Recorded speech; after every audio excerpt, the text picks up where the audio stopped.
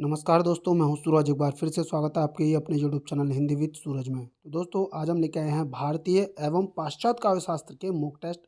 और अगर आप ये मॉक टेस्ट लगाते हैं तो आगामी आपका यूजीसी नेट हिंदी साहित्य का जो पेपर होने वाला है उसमें हो सकता है कि भारतीय काव्य शास्त्र या कि पाश्चात्य काव्य शास्त्र से कुछ जो प्रश्न बने वो इनके अंतर्गत ही शामिल हों। अब देखते हैं कि इसमें से कितने प्रश्न बनते हैं। तो ज़्यादा समय न लेते चलते हैं प्रश्न की तरफ। पहला प्रश्न हम पढ़ेंगे। पहला प्रश्न देखते हैं। तो पहला प्रश्न क्या बोल रहा है? अंतःकरण की वर्तियों के चित्र का नाम कविता है। यह काव्य लक्षण किसने प्रस्तुत किया है? रामचंद्र शुक्ल, श्याम सुंदर दास, महावीर प्रसाद द्विवेदी, हजारी प्रसाद द्विवेदी। तो दोस्तों, इस प्रश्न का सही उत्तर क्या हो जाएगा? महावीर प्रसाद द्विवेदी ने ही ये वाली बात बोली है। ठीक है, अब बढ़ते हैं।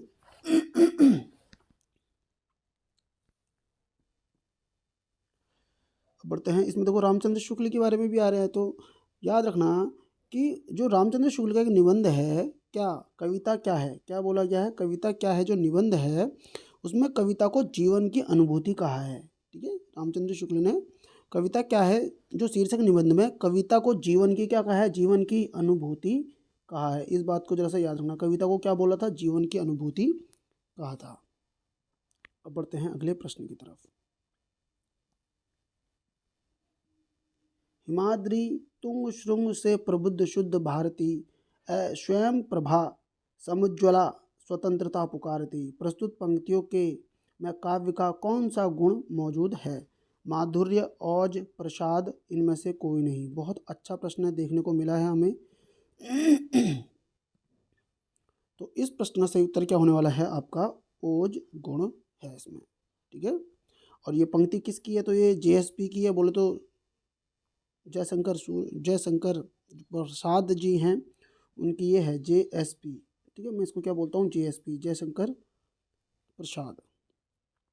ठीक है, अब बढ़ते हैं अगले प्रश्न की तरफ। और अगर ये पूछे ये किसकी है, तो ये चंद्रगुप्त नाटक का जो दृश्य है, छठा दृश्य है, उसमें की ये पंक्ति दी हुई है।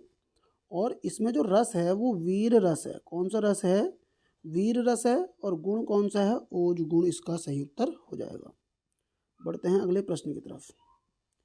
ऐतिहासिक भौतिकवाद किस दार्शनिकवाद का सिद्धांत है? अस्तित्ववाद, मार्क्सवाद, मनोविश्लेषणवाद या अभिजात्यवाद? तो इस प्रश्न का सही उत्तर क्या होने वाला है? आपका मार्क्सवाद।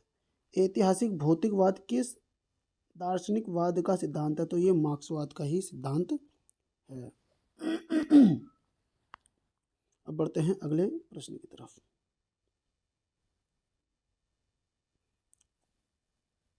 प्रश्न संख्या आ रही है चौथी। आई.ए. रिचर्ड्स के महत्वपूर्ण सिद्धांतों में से एक है विरेचन सिद्धांत, अनुकरण सिद्धांत, संप्रेषण सिद्धांत, निर्व्यक्तता का सिद्धांत। इस प्रश्न का सही उत्तर क्या जाने वाला है? आपका संप्रेषण सिद्धांत।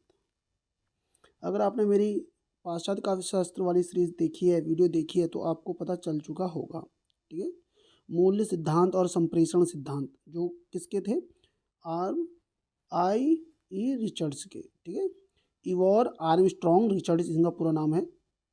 अब बढ़ते हैं अगले प्रश्न की तरफ। ठीक है, जो विरेचन सिद्धांत है, याद रखना है लो उसको। विरेचन सिद्धांत, अनुकृति सिद्धांत और त्रासदी सिद्धांत। विरेचन हो गया, अनुकृति हो गया और त्रासदी हो गया, ये सब अरस्तु के दिए हुए हैं। और अगर हम अनुकरण की बात करते हैं, अनुकरण सिद्धांत और प्रत्ययवाद सिद्धांत जो है वो प्लेटो ने दिया हुआ है। किसने दिया हुआ है? प्लेटो ने दिया हुआ है। अब इसमें दिया हुआ है निर्व्यक्तता का सिद्धांत। ये इलियट का है। किसका है? इलियट का ये सिद्धांत है। अब बढ़ते हैं अगले प्रश्न की तरफ। पांचवा प्रश्न क्या बोल रहा है? निम्नलिखित में से एक रिचर्ड्स की रचना नहीं है।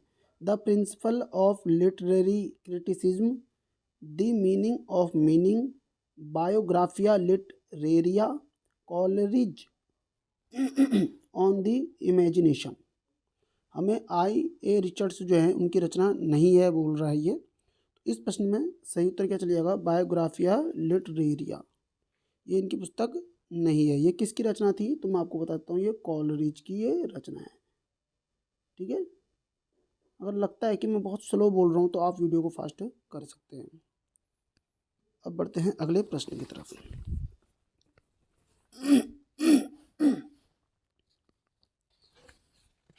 अगर हम बात करें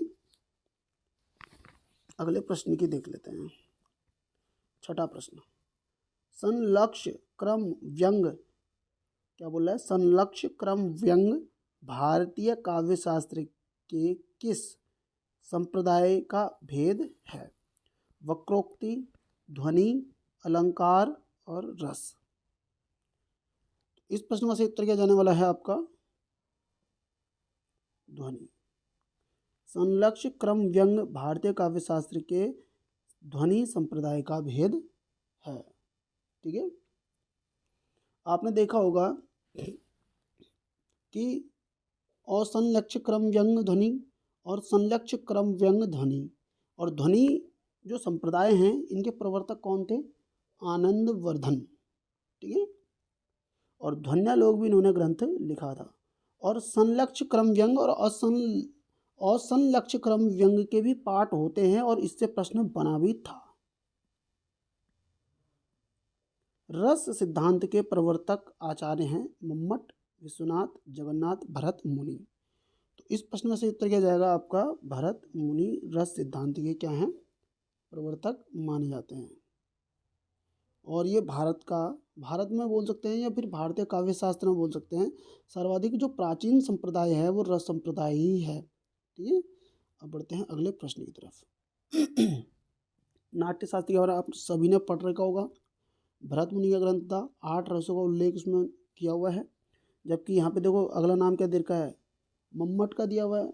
ठीक है। मम्मट ने काव्य प्रकाश की रचना की थी। बढ़ते हैं अगले प्रश्न की तरफ। नहीं रस द्रते कश्चिदर्थ परवर्ते, किसका कथन है? आचार्य विश्वनाथ, दंडी, मम्मट, भरत मुनि। तो इस प्रश्न का सही उत्तर क्या हो जाएगा आपका? भरत मुनि का ये कथन है।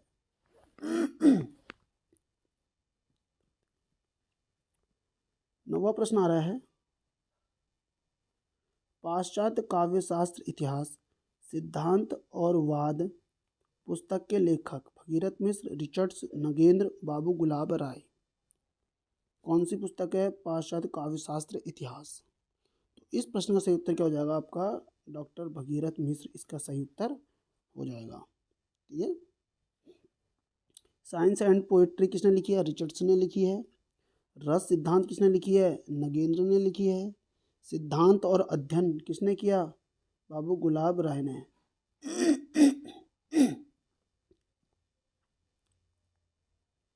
प्रश्न संख्या आ रही है आपकी 10वीं। अर्थबोध कराने के संदर्भ में निम्नलिखित में से कौन सा कथन सत्य है? किसके लिए? अर्थबोध। अभिधा शब्द शक्ति लक्षणा पर आश्रित होती है। लक्षणा शब्द शक्ति व्यंजना पर आश्रित होती है। अभिधा शब्द शक्ति लक्षणा और व्यंजना दोनों पर आश्रित होती है। लक्षणा और व्यंजना दोनों, लक्षणा व व्यंजना दोनों शब्द शक्तियाँ अभिधा पर आश्रित होती है। और हमें बताना अर्थबोध कराने के संदर्भ में कौन सा कथन सही है अर्थबोध के लिए। तो याद रखना ऑप्शन डी, लक्षणा और व्यंजना दोनों शब्द शक्ति अभिधा पर क्या होती है? आश्रित होती है। कैसे याद रखना है? देखो आश्रित और आश्रित का और ले लो और अभिधा का भी और ले लो, तो आश्रित होती है अभिधा पर। कौन? लक्षणा और व्यंजना दोनों। अब बढ़ते हैं अगले प्रश्न की तरफ।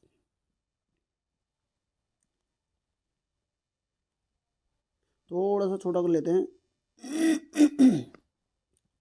जब द्रास बटालिक टाइगर हिल की सीमा लगी गरजने, जब शहादत लेते हिमगिरी की चट्टानें लगी गरजने, तब जाग उठे ये शेर बबर पौरुष हुंकार उठा था, मातृभूमि की बलि दे वेदी पर लहू पुकार उठा था।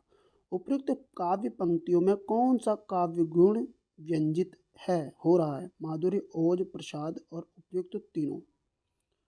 इस प्रश्न का सही उत्तर क्या चले जाएगा आपका? ओज गुण।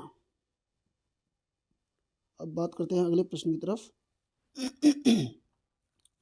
प्रश्न संख्या आ रही है 12वीं। चित्र तुरंग न्याय का संबंध किस सिद्धांत से है?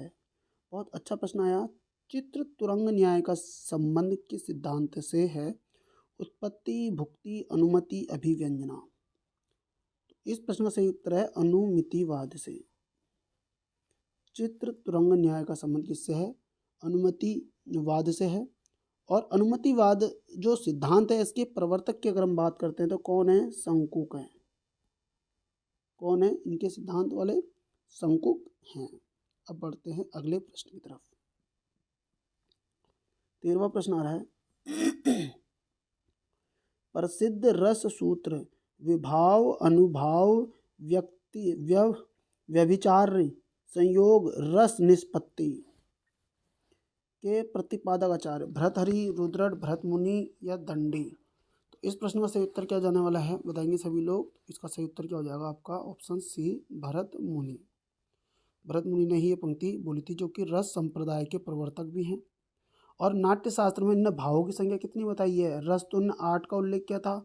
भाव की अगर हम बात करते हैं 49 भाव कहे हैं जी, ठीक है। जिसमें कि 33 के क्या थे? संचारी भाव थे।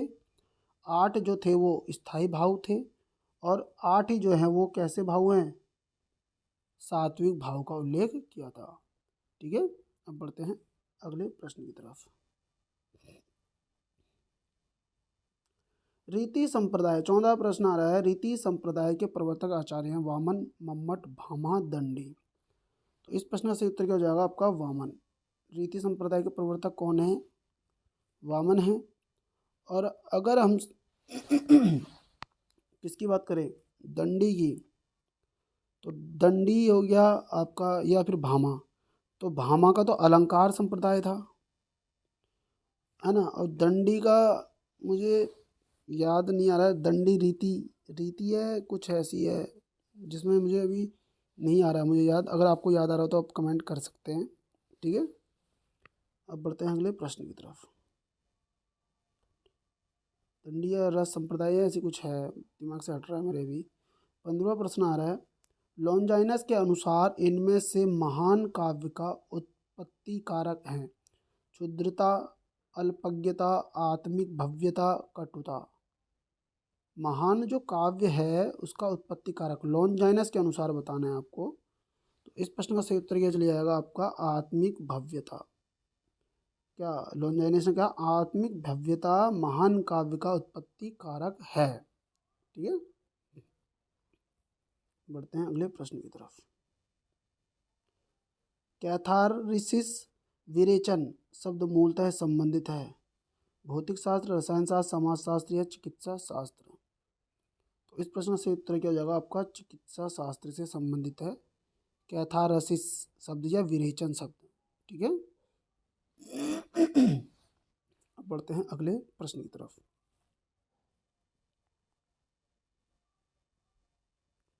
आचार्य क्षेमेंद्र ने औचित्य के कितने अंग निर्धारित किए? किसने? क्षेमेंद्र ने औचित्य के कितने अंग निर्धारित किए थे? 28, 23, 19, 29। तो इस प्रश्न का सही उत्तर क्या हो जाएगा आपका? 28 जो थे अंग उन्होंने निर्धारित किए थे। अब बढ़ते हैं अगले प्रश्न की तरफ। अदोषो सगुणो सालंकारो च शब्दार्थो काव्यम। यह इनमें से किस आचार्य का दिया हुआ काव्य लक्षण है? वामन, भामा, हेमचंद्र या कुंतक। इस प्रश्न का सही उत्तर क्या चले जाएगा आपका? वामन, भामा, हेमचंद्र या कुंतक। तो इस प्रश्न का सही उत्तर हो जाएगा आपका हेमचंद्र। ठीक है। अदोषो सगुणो सालंकारो च शब्दार्थो काव्यम, ये लाइन बोली थी हेमचंद्र ने। और अगर हम भामा की बात करते हैं तो भामा ने क्या बोला था? शब्दार्थो सहितो काव्यम, भामा ने ये बात बोली थी। ठीक है। कुंतक की अगर हम बात करें तो कुंतक ने भी बोला कि शब्दार्थो सहितो वक्र कवि व्यापार सालिनी, इस तरीके से उन्होंने कुछ बोला है कुंतक ने। ठीक है। का वामन ने तो काव्य शब्द गुणा अलंकार संस्कृत्यो शब्दार्थ्यो वर्तते, जो बोला है वो वामन ने बोला है। अब बढ़ते हैं आपके 19वें प्रश्न की तरफ।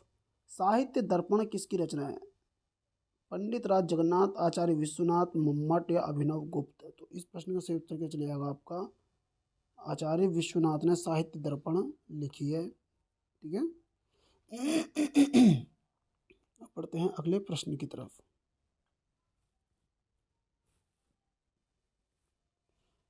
पंडित जगन्नाथ का देखो रस गंगाधर, ये पंडित जगन्नाथ से मुझे याद आया, दिसंबर 2023 में पेपर बन भी रहा था, रस गंगाधर।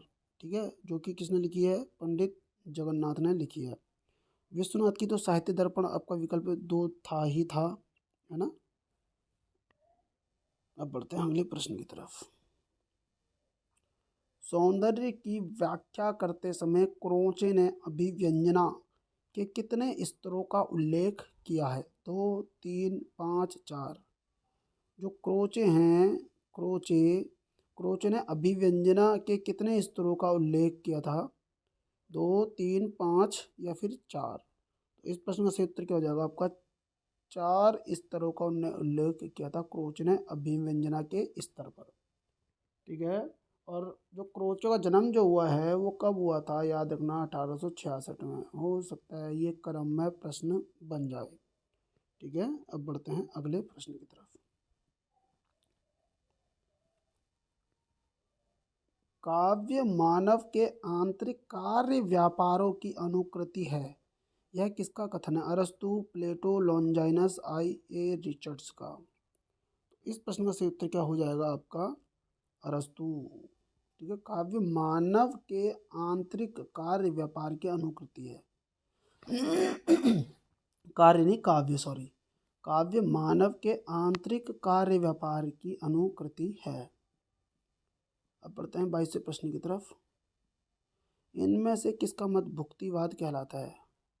अभिनव गुप्त, भटनायक, शंकुक या भट्ट लोलट का। तो इस प्रश्न का सही उत्तर क्या हो जाएगा आपका? भटनायक का मत भुक्तिवाद कहलाता है। ठीक है। और जो इसमें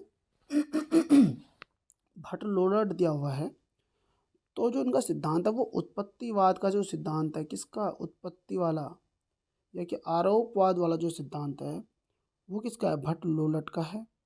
ठीक है। दार्शनिक मत क्या था इनका? याद रखना, मीमांसा। बहुत बार पूछा गया प्रश्न है मीमांसा। ठीक है। शंकु का अगर हम बात करें तो अनुमतिवाद है, अनुमति। और दार्शनिक मत जो है शंकु का क्या है? न्याय है। ये पेपरों में बने हुए प्रश्न हैं। भट्टनायक का मैंने आपको बताया था भुक्तिवाद या फिर भोगवाद कहते हैं। और इनका जो दार्शनिक मत जाता है वो जाता है सांख्य।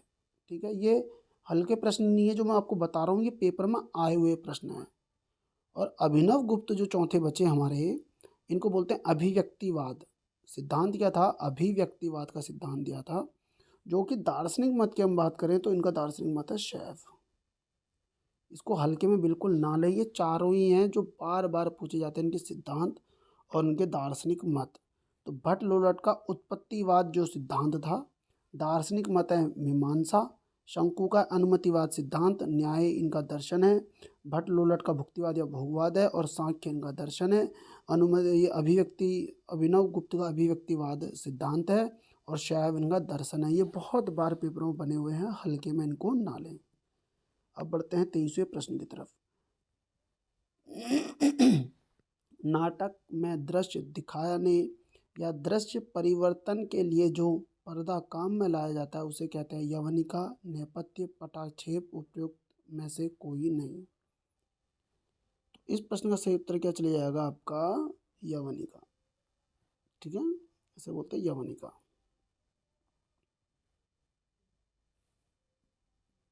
और बहुत ज़्यादा पूछा जाता है, याद रखना, नेपथ्य। नेपथ्य एक प्रकार से हम कह सकते हैं जो मेकअप रूम होता है ना, इसी को कहते हैं, जहाँ पे जो कि पात्र होते हैं वो वेशभूषा आदि सज्जित होने के लिए तैयार रहते हैं ना, कमरे का मेकअप रूम, उसी को नेपथ्य कहते हैं। और ये बहुत पूछा जाता है, इस चीज़ को जरा सा आप लोग इसको हल्के में बिल्कुल ना लें। ठीक है। और जब कोई भी नाटक इत्यादि कुछ भी हो जाता है, ठीक है, या फिर 10 परिवर्तन होता है ना, या अंक की समाप्ति हो जाती है, जब पर्दा गिरने की क्रिया जो होती है ना, जो पर्दा गिरता है उसको कहते हैं पटाक्षेप। पर्दा गिरने की जो प्रक्रिया होती है उसी को कहते हैं पटाक्षेप। यवनिका वो पर्दा होता है नेपथ्य जो होता है वो मेकअप रूम होता है। इस चीज़ को जरा सा आप लोग याद रखना। अब बढ़ते हैं अगले प्रश्न की तरफ। रस सूत्र के किस व्याख्याता ने रस निष्पत्ति की प्रक्रिया की पुष्टि चित्र तुरंग न्याय के आधार पर की है? शंकुक, लोलट, अभिनवगुप्त या फिर भट्टनायक? तो ये प्रश्न अभी हम देख के आए थे, तो इस प्रश्न से उत्तर हो जाएगा शंकुक। ठीक है। रस निष्पत्ति की प्रक्रिया की पुष्टि जो चित्र तुरंग न्याय के आधार पर की है वो किसने की है? शंकु ने की है। ठीक है। अब बढ़ते हैं अगले प्रश्न की तरफ। अनुमतिवाद है ना, अनुमतिवाद। अब बढ़ते हैं। अब हो सकता है कि प्रश्न किस तरीके से बन जाए, जरा सोचना इसमें। ठीक है। गले में थोड़ा सा दर्द है मेरा। रस नि, रस निष्पत्ति की जो प्रक्रिया में जो चित्र तुरंग न्याय था ना, अभी इसका हमसे दार्शनिक मत भी पूछा था।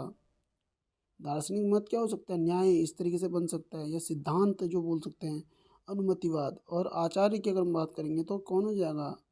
याद रखना, शंकुक हो जाएगा। तो इससे जो पहले प्रश्न बना था वो अनुमतिवाद से ही बना था। हिंदी के प्रथम अलंकार निरूपक आचार्य भिखारी दास, केशव दास, मोतीराम या चिंतामणि? इस प्रश्न का सही उत्तर क्या हो जाएगा? केशव दास। 1555 का जन्म है इनका। ठीक है। अब बढ़ते हैं अगले प्रश्न की तरफ।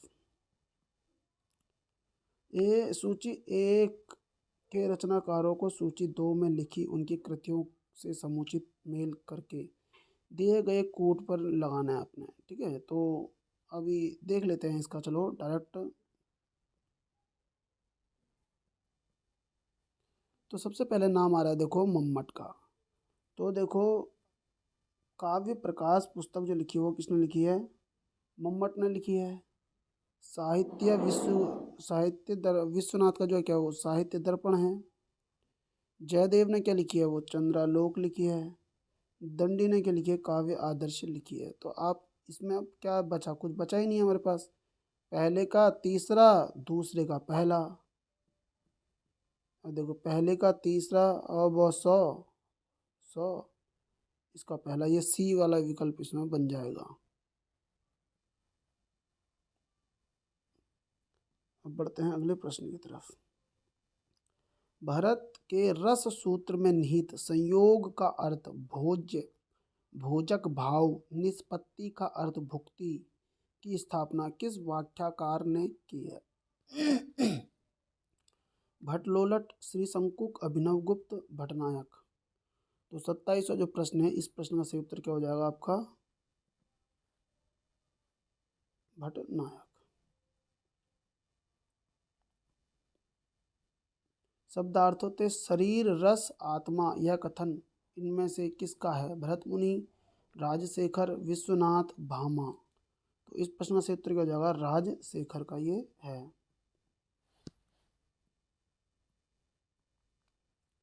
29वां प्रश्न आ रहा है। प्रज्ञा नवनोन्मेषशालिनी प्रतिभा मता किसकी उक्ति है? कुंतक, मुम्मट, भट्टलोलट, श्री भट्टतोत? इस प्रश्न का सही उत्तर क्या जाएगा? श्री भट्टतोत की ये उक्ति है। प्रज्ञा नवोन्मेषशालिनी प्रतिभा मता, ये श्री भट्टतोत की ये पंक्ति है।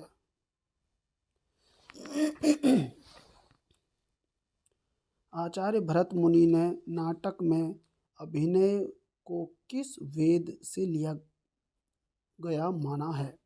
ऋग्वेद, सामवेद, यजुर्वेद या फिर अथर्ववेद? इस प्रश्न का सही उत्तर क्या हो जाएगा आपका? ऋग्वेद से माना है।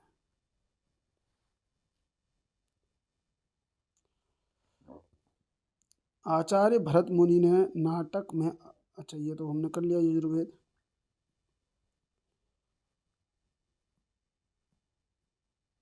विखंडनवाद का जनक माना जाता है रूसो, देरिदा, सश्योर और रिचर्ड को?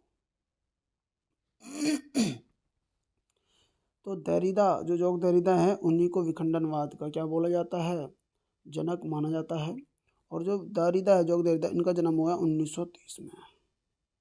इस चीज़ को ज़रा सा याद रखना आप लोग, क्योंकि पेपर में बन सकता है। ग्रामेटोलॉजी इनकी एक पुस्तक है। हालांकि दरिदा का जो प्रश्न पूछा जाता है वो अधिकतर इसी से पूछा जाता है, इनका जन्म के अनुसार इन्हें लगाने के लिए दिया जाता है। और मैंने पाश्चात्य काव्य श्रीध वाले में मैंने ये बता भी दिया है।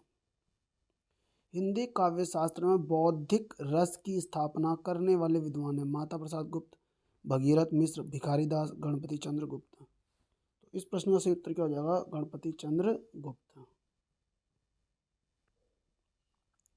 33वां प्रश्न है, निम्नलिखित में से अभिज्ञान का संबंध किससे है? कथानक से, चरित्र से, अभिनय से, गीत से। अभिज्ञान का संबंध, इसका संबंध होता है कथानक से। ठीक है। 34वां प्रश्न आ रहा है, इसको कथन और कारण। जॉक देरिदा का मानना है कि पाठ का अर्थ पाठक तय करता है, क्योंकि पाठकों के मन की भिन्नता के कारण पाठ बहुलार्थी होता है। या बहुलार्थी मतलब बहुलार्थी, एक प्रकार से बहुत अलग अलग अर्थ होते हैं, जो उसको जिस तरीके से पढ़ के जिस तरीके से सोच ले, मतलब, है ना। तो जॉक देरिदा का मानना है कि पाठ का अर्थ पाठक तय करता है, क्योंकि पाठकों के मन की भिन्नता के कारण पाठ बहुलार्थी होता है। तो इसमें हमें सही बताना है कौन सा हो सकता है। ठीक है, तो इसमें पहला वाला विकल्प देखते हैं। सबसे पहला क्या बोल रहा है? ए आर दोनों सही हैं, आर ए की सही व्याख्या कर है, तो ऑप्शन ए ही इसका राइट आंसर है। तो आप एक चीज़ और भी याद रख सकते हैं, ये बात कौन बोल रहा है कि भैया जो पाठ है ना, पाठ पाठ का अर्थ जो है पाठक तय करता है, ये जॉक देरिदा ही बोल रहे हैं।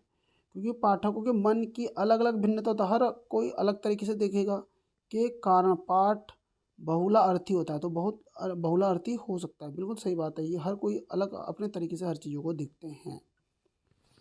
अब आ रहा है, देखो, कथन बताना है। इष्ट, अभिधेय, वक्र, उक्ति, रिष्टा, वाचालम, अलंकृति किसका है?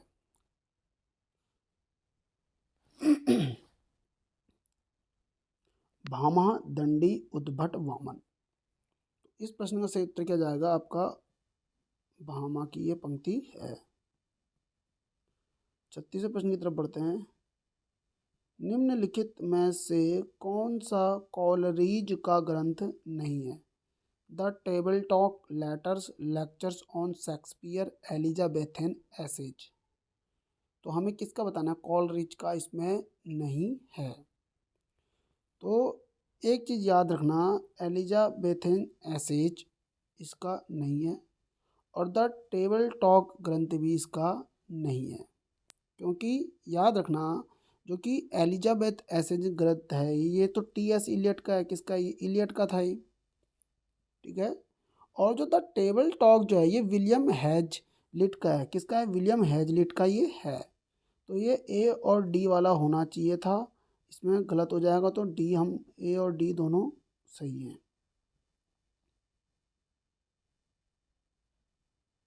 निम्नलिखित में से इतिहास दर्शन से मूलतः संबंधित विचारक? वोल्टेयर, हेरोदोतस, विको और कांट। इतिहास दर्शन से मूलतः संबंधित विचारक कौन है? तो इस प्रश्न का सही है वोल्टेयर, इसका संबंध जो कि क्या है? इतिहास दर्शन से मूलतः संबंधित विचारक ये रहे हैं। 1664 का इनका जन्म है। अब देखो प्रश्न, देखो ऐसे प्रश्न मिलेंगे आपको।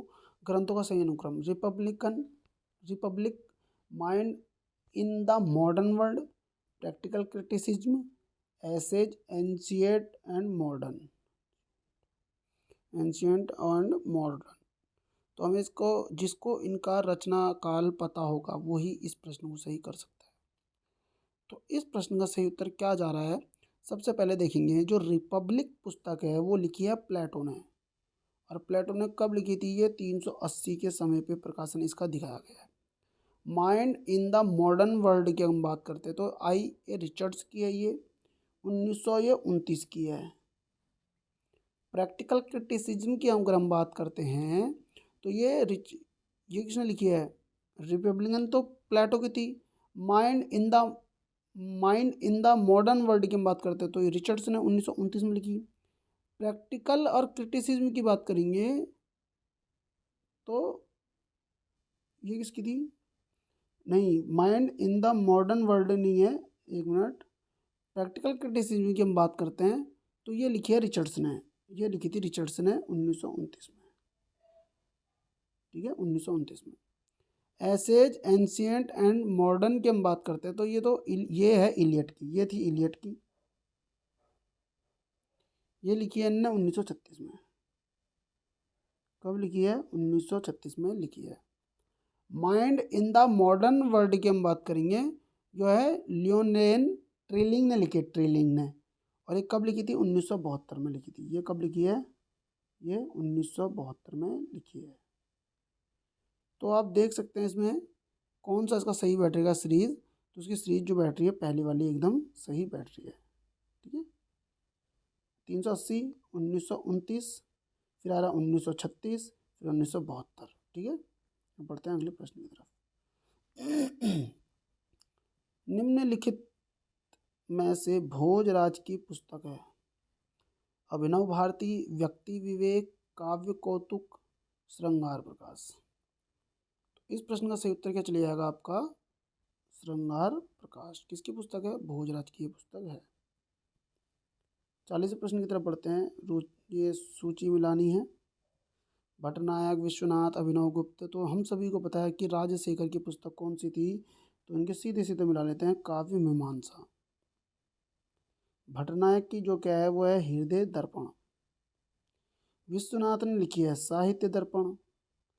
अभिनव गुप्त की अभिनव भारती। तो इसका ये एकदम एकदम सीरीज पहले का चौथा, दूसरे का आप देख सकते हैं हृदय दर्पण। इस प्रश्न में देखो ऑप्शन बी इसका राइट हो जाएगा।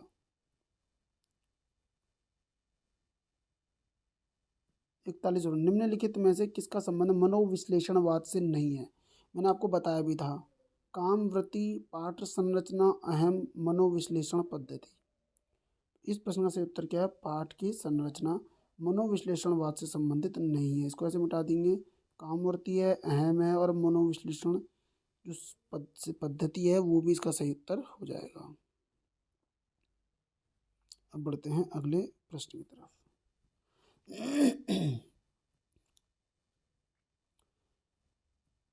निम्नलिखित में से कौन से दो ग्रंथ विशेष रूप से रस से संबंधित है? 10 रूपक, काव्य आदर्श, साहित्य दर्पण, काव्य अलंकार।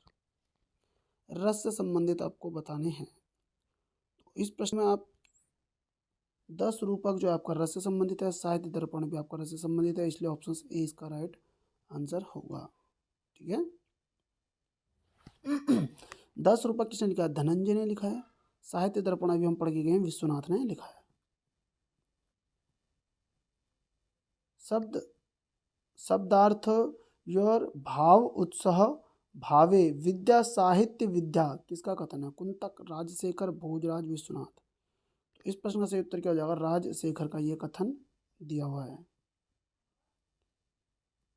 ग्रंथों को काल अनुक्रम में व्यवस्थित कीजिए। काव्य आदर्श, औचित्य, विचार, चर्चा, काव्य अलंकार, सूत्रवर्ती और अभिनव भारती।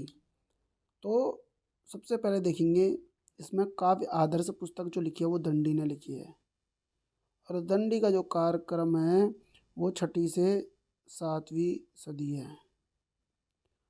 अब देखो काव्य अलंकार सूत्रवर्ती की हम बात करते हैं तो ये वामन की है, वामन की है। और वामन के अनुसार जो वामन का जो समय है वो 8वीं सदी है। अभिनव भारती जो लिखी है वो अभिनव गुप्त ने लिखी है, वो 10वीं सदी है। औचित्य, विचार, चर्चा जो है वो क्षेमेंद्र की है। किसकी है? क्षेमेंद्र की। और क्षेमेंद्र का समय है 11वां।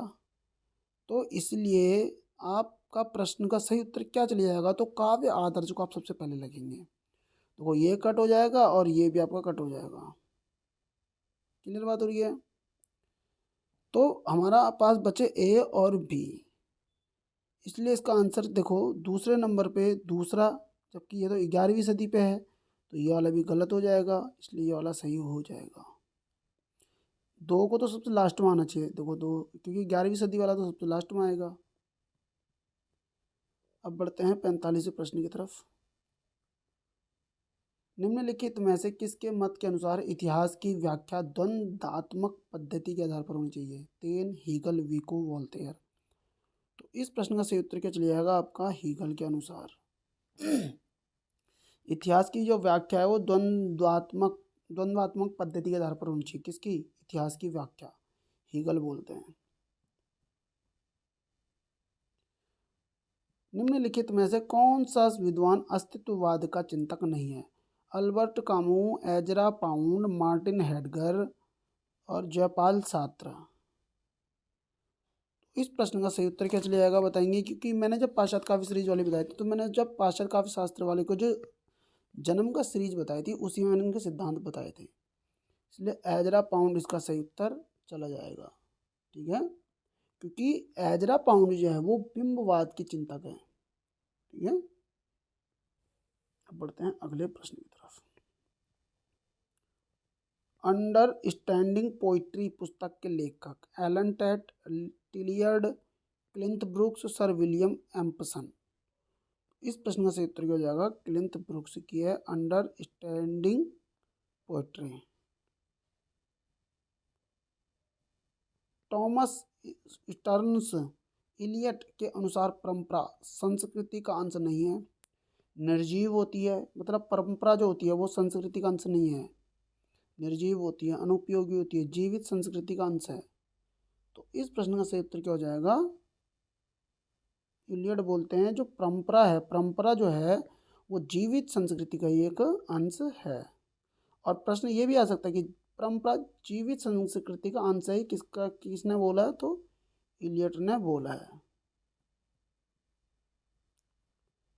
निम्नलिखित में अस्तित्ववाद की विशेषताएं बतानी है। अस्तित्ववाद की मैं थोड़ा छोटा कर देता हूँ सवाल को। जीवन की निरर्थकता का बोध, जीवन की सार्थकता का बोध, मृत्यु बोध, परंपरा का प्रति आस्था। सही उत्तर का हमें चयन करना है। तो इस प्रश्न में देखो, जीवन की निरर्थकता का बोध कराया है अस्तित्ववाद में, और मृत्यु बोध भी कराया गया है अस्तित्ववाद में। तो ए और थर्ड, मतलब फर्स्ट और थर्ड सही है। ऑप्शन बी इसका राइट आंसर है। अब बात करते हैं 50वें प्रश्न की तरफ। एक को दो से मिलाना है इसमें।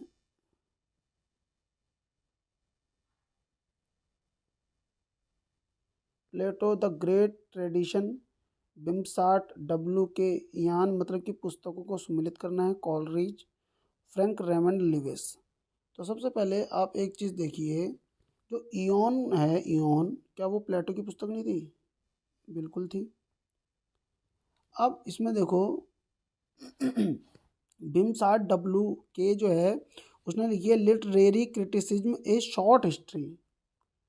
इसने ये लिखी है शॉर्ट हिस्ट्री। किसने लिखी है? बिम्सार्ट डब्ल्यू ने शॉर्ट हिस्ट्री लिखी है।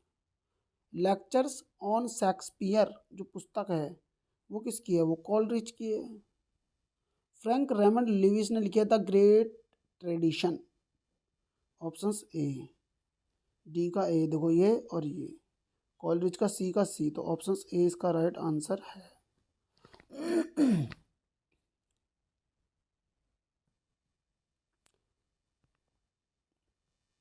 निम्नलिखित में से किस आचार्य ने रीति का एक भेद अवंती को माना? भामा, वामन, कुंतक, भोजराज।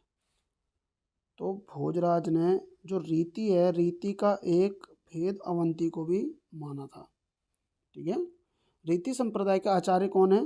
याद रखना, वामन है। ठीक है, और वामन ने रीति को काव्य की आत्मा भी माना था। इस चीज़ को जरा सा याद रखना। और वामन ने ही रीति के जो हैं वो 3 भेद माने थे। किसने? वामन ने। रीति के कितने भेद माने? 3 भेद माने थे, वैदर्भी रीति, गौंडीय रीति और पांचाली रीति। ठीक है, बढ़ते हैं अगले प्रश्न की तरफ। इनमें से कौन काव्य मीमांसा के रचनाकार है? वामन, मम्मट, राजशेखर, लोलट। काव्य मीमांसा किसकी है? राजशेखर ने लिखी है काव्य मीमांसा। रस गंगाधर के रचयिता कौन है? दंडी, विश्वनाथ, अभिनवगुप्त, पंडित जगन्नाथ। तो पंडित जगन्नाथ की ये पुस्तक है रस गंगाधर। ये पूछा भी गया था यूजीसी नेट में, इसको जरा सा आप लोग याद रखना। अगला प्रश्न आ रहा है 54वां हमारा। नाट्य शास्त्र के रचयिता कौन है? भामा, जयदेव, भरत और वामन। नाट्य शास्त्र जो लिखी है वो किसने लिखी थी? भरत मुनि ने लिखी थी। 55वां प्रश्न आ रहा है अभिनव गुप्त रस सूत्र के व्याख्या किस रस सूत्र के व्याख्याता हैं? आरोपवाद, अभिव्यक्तिवाद, अनुमानवाद, मुक्तिवाद। तो इस प्रश्न का सही उत्तर क्या चले जाएगा? आप सभी को पता है, मैं बता के गया हूँ। अभिव्यक्तिवाद है अभिनव गुप्त का, है ना, मैंने अभी बताया था आप लोगों को। और अगर इनमें अगर आपसे ये पूछे कि जो अभिनव गुप्त हैं उनने अभिव्यक्तिवाद का सिद्धांत दिया, तो उनका दर्शन क्या था? किसका? अभिनव गुप्त का दर्शन क्या था? तो याद रखना शैव, शैव दर्शन था। ठीक है, इस चीज़ को जरा सा आप लोग याद रखना। 56वें प्रश्न की तरफ बढ़ते हैं। निम्न विकल्पों में से संगत विकल्प कौन सा? प्लेटो विरेचन, कार्ल मार्क्स सहजानुभूति, क्रोचे अभिव्यंजना, हीगल यथार्थवाद। इस प्रश्न का 1 मिनट 55 ही था, पढ़ा था ना हमने, 55 का 56। हाँ सही है, मुझे लगा स्किप हो गए कुछ क्वेश्चन। तो इस प्रश्न का सही उत्तर क्या चले जाएगा आपका? क्रोचे का अभिव्यंजनावाद सिद्धांत। ठीक है, क्रोचे का जो है अभिव्यंजनावाद बिल्कुल सही है। जो प्लेटो है, जो प्लेटो का प्रत्यय सिद्धांत है, कौन सा सिद्धांत है? प्रत्यय सिद्धांत है। और हीगल का जो सिद्धांत है वो द्वंद्वात्मक पद्धति है। कौन सा है? द्वंद्वात्मक पद्धति है। कार्ल मार्क्स की अगर सिद्धांत की बात करते हैं तो मार्क्सवाद इनका सिद्धांत है, जो जिन्होंने पुस्तक भी लिखी है दास कैपिटल। अब बढ़ते हैं 57वें प्रश्न की तरफ। कौन सा अलंकारवादी आचार्य नहीं है? भामा, दंडी, कुलव्यानंद, जयदेव। इस प्रश्न का सही उत्तर होगा कुलव्यानंद, जो कि आपके अलंकारवादी कवि नहीं है। ठीक है।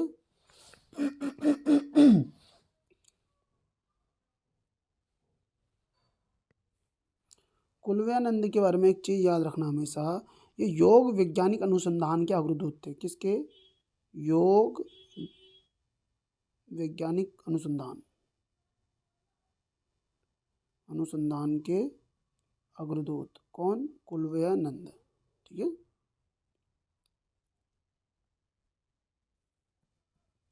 58वां प्रश्न पढ़ते हैं।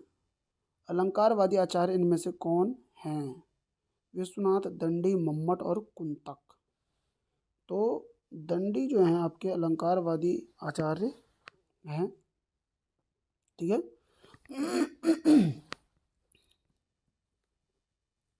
59वां प्रश्न देखते हैं। धर्म कथा, पुराव्रत या पुरा कथा के लिए आलोचना की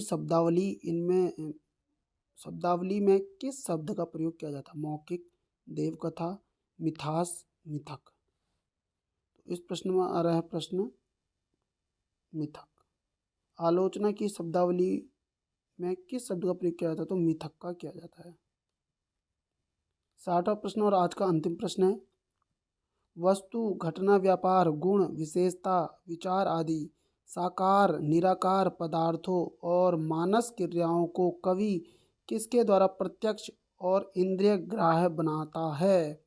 मिथक के द्वारा, कल्पना के द्वारा, प्रतीक के द्वारा, बिंब के द्वारा। तो इस प्रश्न का सही उत्तर क्या हो जाएगा? बिंब के द्वारा।